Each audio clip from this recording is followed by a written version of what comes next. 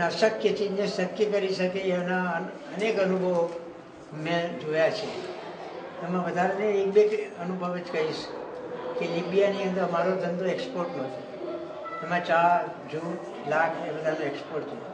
મોટા ટેન્ડરોમાં હું ગયો હતો. મને ડાયાબિટીસનો પ્રોબ્લેમ છે, દવા લઈને ગયો 15 દિવસની.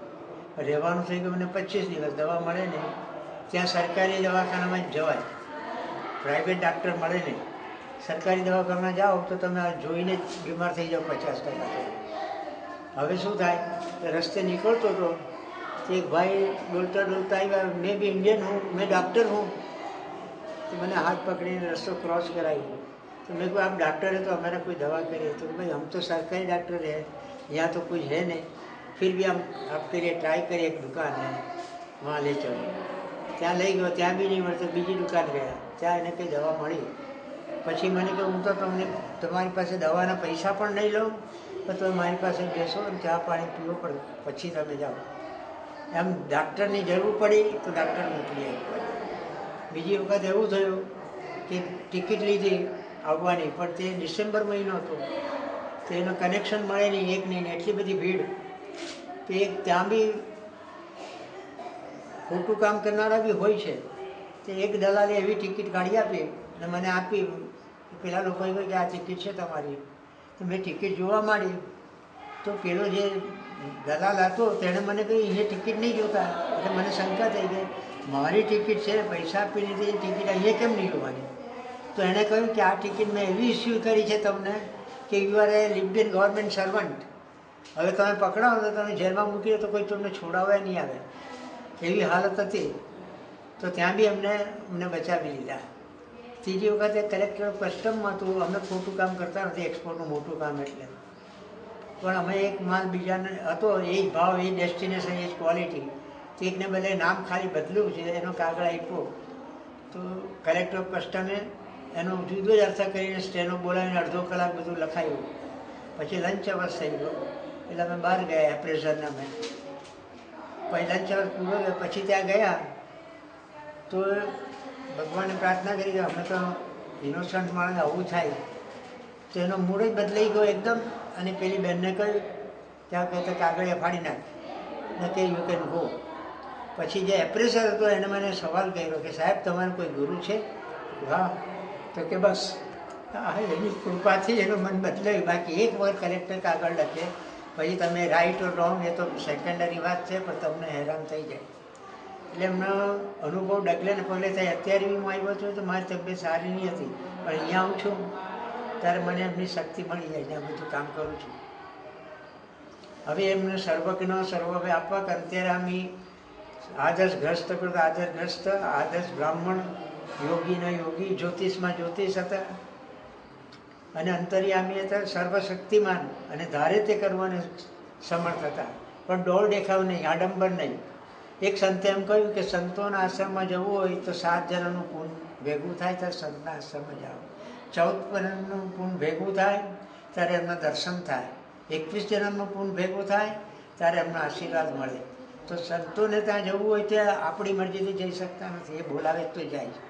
એવી તો અમારા સુરતના લલિતચંદ્ર દલાલ કલેક્ટર હતા, એ આધ્યાત્મિક લાઈને જ હતા.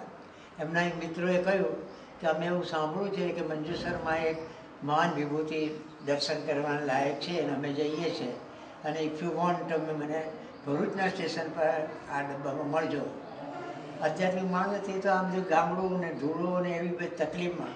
એટલે એ લખે છે કે અથડાતા ફૂટાતા મંજુસરમાં ગયા ને પહેલે જ દર્શન એમ થયું, મારા મનને એટલી બધી શાંતિ થઈ કે મારી ગુરુની શોધ સફળ થઈ. અનેક સંતોમાં ફરેલા હતા અને આવ્યાને બધું જોયું અને એના બીજા 2-4 પ્રસંગો કયા એમના વાઈફ ગુજરી ગયેલા.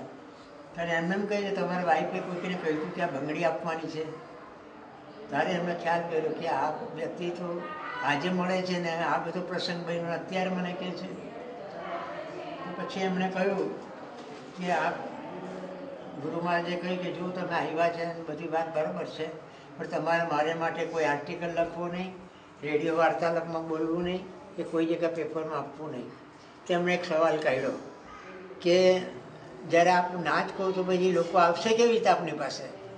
એમણે સુંદર જવાબ દીધો કે તમે કેવી રીતે આવ્યા? તમે તો કોઈ એડવર્ટાઇઝમેન્ટ વાંચી નથી આવ્યા, તમે કોઈને જાહેરાતથી નથી આવ્યા, તો તમે કેવી રીતે આવ્યા? તો મારે જેને બોલાવવા છે તેને હું બોલાવી લઈશ, મારે તમે એની ચિંતા કરતા નહીં. એટલે એમને સાદી બી બહુ હતી, સાદા જ કપડાં પહેરતા હતા, સારી ધોતી પહેરણ જ, ઘડિયાળ કે કોઈ પહેરતા નહીં, મોટી મોટી માળાઓ પહેરતા નહીં, પીલા ટપકા કરતા નહીં હતા. સામાન્ય આવીને કોઈ જુએ તો એને આઈડિયા ના આવે કે અમેરિકામાં શું બન્યું છે, અહીં બેઠા કહી શકશે, એવું હતું નહીં. એક ભાઈ આવીને એવું પૂછેલું અમેરિકાથી કે અમારે એક જ સવાલ પૂછવો છે આપણી પાસે. કે પૂછો. તો કે અમારા વાઈફને એક પગમાં ફોલ્લી થઈ હતી, અને ફોલ્લી વધી ગઈ, હોસ્પિટલ લઈ ગયા, એમાં પૂરું થઈ ગયું, એક સાથે પગ કાપવા પડ્યા. તો હવે અમને એક કયા પાકનું આ ભોગવવું પડ્યું એ આપકો મને. તો એમણે એમ કહ્યું કે જુઓ, તારે એક દિવસ સવારના પોરમાં બગીચામાં તમે ફરવા ગયા હતા, તમારા હાથમાં બંદૂક હતી, તમે ઝાડ નીચે બેઠા, ઝાડની ઉપર એક પક્ષી બેઠું હતું, તમે રિવોલ્વરથી એને છોડ્યું અને પક્ષી તફડાતું મરી ગયું. તો એ જ ભગવાન તો ઈશ્વર એનો બી છે ને તમારો બી છે, એ તમને એનું પાપ લાગી ગયું. ત્યારે એના મને થઈ એ વાત બરાબર છે, આવું બનેલું હતું. એટલે એમનું જ્ઞાન એટલું લિમિટેડ નહીં હતું. તમે આજકાલના લોકો એમ કહે છે કે તમે કોઈ ભગવાનને થાળ ધરાવો, ભગવાન તો કંઈ ખાતા નથી, અમે આવીએ છીએ, તો એમ કહેતા કે કંઈ નહીં, એક દાડો વિચાર કરીશું, આવજો ને. પછી તે કહે કે આટલી ચીજ તમે ધરાવેલી, આનો ટેસ્ટ આવો હતો, આમાં કઈ ચીજ ઓછી હતી, ખાંડ નહીં હતી, કે આમાં મીઠું નહીં હતું, એટલું બધું. એટલે એમની જે પ્રથા હતી એવી કે વિથ એવિડન્સ એવરીથિંગ, શાસ્ત્રમાં છે ને આવું કહેવાય છે એમ નહીં, વિથ એવિડન્સ આપતા. એટલે એની શ્રદ્ધા અતૂટ રહેતી હતી અહીંના લોકોની. એટલે અહીંના મંજુસરના ભક્તોની શ્રદ્ધા એકદમ એવી અવિચળ છે. તેનું કારણ એક જ છે કે પ્રત્યક્ષ દરેક ચીજ. સદગુરુ સ્તુતિની રચના, સદગુરુ સ્તુતિની રચના શ્રી ગિરજાશંકર ભગવાનની કૃપાથી કવિ ઇન્દુભાઈએ લગભગ 1962ના અરસામાં થઈ. પૂજ્યપાદ ગિરજાશંકર ભગવાનની મહાસમાધિ પછી રંગઅવધૂત મહારાજે દત્તબાવની સાંભળી. આપણે હનુમાન ચાલીસા વાંચીએ છીએ, એવી એમને પ્રેરણા થઈ કે આપણે ગુરુ ભગવાનની આવી સ્તુતિ કંઈ કરીએ, લખીએ તો આનંદ થાય. આપણે ઈષ્ટદેવના ગુરુ ભગવાનની સ્તુતિ કરીએ તો આપણે આનંદ તો થાય, બીજાને પણ એ સાંભળે તો આનંદ થાય. આવા વિચારથી એમણે ગુરુ ભગવાનને પ્રાર્થના કરી, હે ગુરુદેવ, આપ કૃપા કરી એક પ્રકારની સ્તુતિ લખાવી દો, જેવું લૈયાની જેમ લખી દઈશ, અને એના કરતાં પણ આનું અભિમાન રાખીશ નહીં. દયાળુ ગુરુદેવે પ્રાર્થના ખરેખર સાંભળી. એક દિવસ ઇન્દુભાઈ કલકત્તાને એમની ઓફિસમાં બેઠા હતા. અચાનક જાણે અંતરિક્ષમાંથી જેમ આકાશવાણી થતી હોય, કોઈ લખાવતા હોય તેવા શબ્દો એમને સંભળાતા ગયા અને તેઓ લખતા ગયા. લખવામાં કોઈ જાતનો વિચાર, શબ્દ રચના, ગોઠવણી, કવિતામાં જે પ્રાસ અનુપ્રાસ વગેરે જરા પણ વિચાર કર્યો નહોતો ને વિશે જાણતા પણ નહોતા. કોઈ પ્રકારની પૂર્વ તૈયારી નહોતી. છતાં સદગુરુની વાણીનો પ્રવાહ અસ્ખલિત વહેતો રહ્યો અને આ 55 લીટી પંક્તિની સદગુરુ સ્તુતિ લખાઈ. આ સ્તુતિમાં શું છે, એની વિશેષતા શું છે એ જાણવું જોઈએ.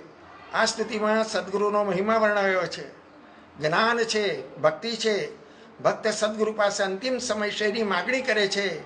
વિદાય ક્ષણે કેવી સ્થિતિ હોવી જોઈએ અને સદગુરુ પાસે શું માગવું જોઈએ તેનો પણ સમાવેશ કરવામાં આવ્યો છે. હીરાની પરીક્ષા ઝવેરી કરી શકે તેમાં સદગુરુ સ્થિતિનો મહિમા તાજપુરાના મહાન સંત પરમ વંદનીય સંત નારાયણ બાપુએ સ્વીકાર્યો અને ત્યારબાદ એમના આશ્રમમાં હજારો ભક્તો આ સદગુરુ સ્તુતિના મોટાભાગના અંશો અલ્પ ફેરફાર સાથે ગાય છે અને બહુ આનંદ, સંતોષ અને આનંદનો અનુભવ કરે છે. જેઓ સદગુરુને સાક્ષાત પરમાત્મા માને છે એવા ગુરુભક્તોને આ સ્તુતિ આનંદ અને પ્રસન્નતા આપે છે.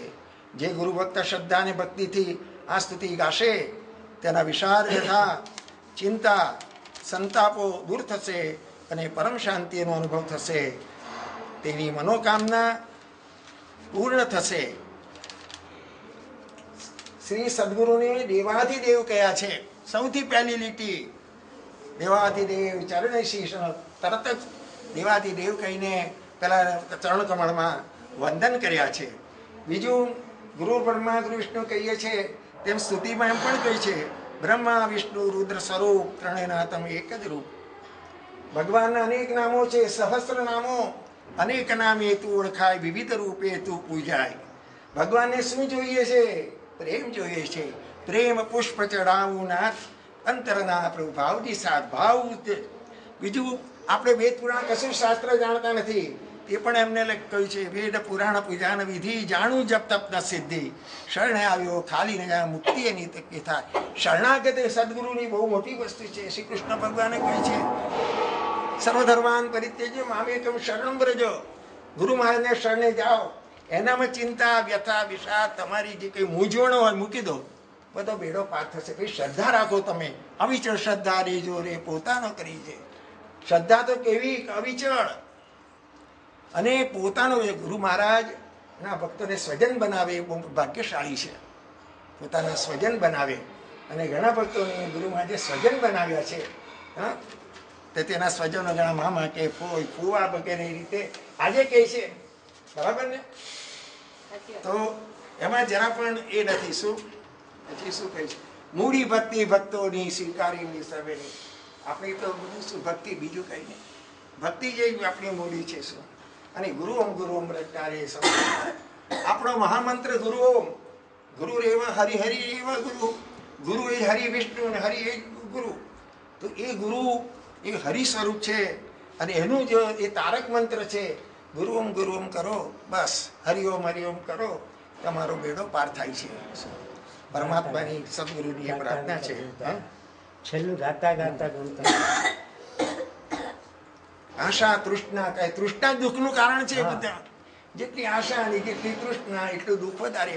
એટલે ભગવાન એ જ પ્રાર્થના કે ગુરુદેવ ભગવાન આજે આપણો દિવસ છે, તો અમને અમારી આ બધી નિરાશાઓ છે, જે તૃષ્ણાઓ છે એ દૂર કરો, વાસનાઓ છે તે દૂર કરો. હિન્દુભાઈ કહે કે ભાઈ આપણે એમની સાથે બેસવાને ઉભા રહેવા લાયક નથી.